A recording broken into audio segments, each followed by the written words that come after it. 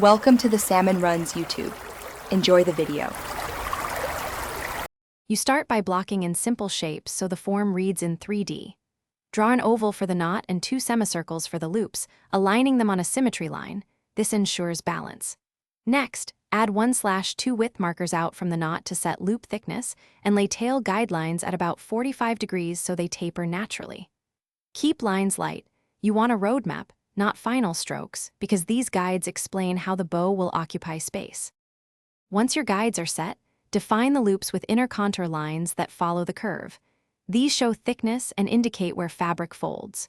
Use curved cross contours wrapping around the oval forms to create a sense of volume, and decide a light source so highlights and shadows are consistent.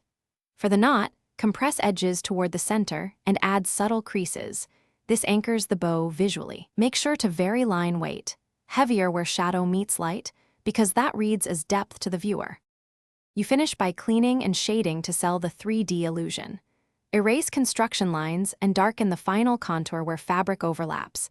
Add a cast shadow beneath the knot to ground the bow.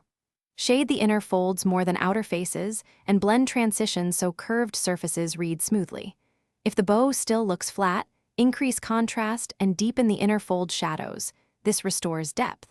Finally, step back and adjust highlights on raised edges to make the material pop. Thanks for watching. Consider subscribing if we helped you.